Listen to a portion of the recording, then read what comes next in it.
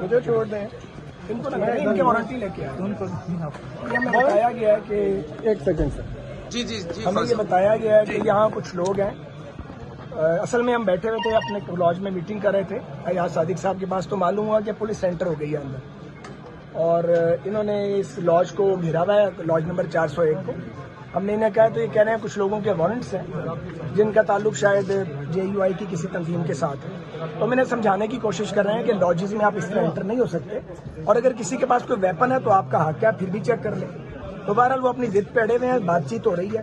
बहरहाल ये इलीगल है और ये नो कॉन्फिडेंस की मोशन के इस मामले में लोगों को ये हैरेस कर रहे हैं। हम अंदर जा रहे हैं, अरेस्ट करने की कोशिश की जा रही है सर।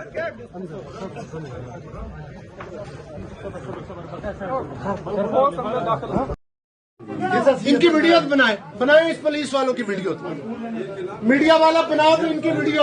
ये घर के अंदर दाखिल हुए और इधर ये घर के अंदर बगैर इनके पास कोई फीमेल स्टाफ भी नहीं है, ये घर के अंदर एंटर हुए, इनकी वीडियोस बनाए, पूरे पाकिस्तान को दिखाएं कि ये शेख रशीद और इमरान नियाज़ी क्या बदमाशी कर रहे हैं।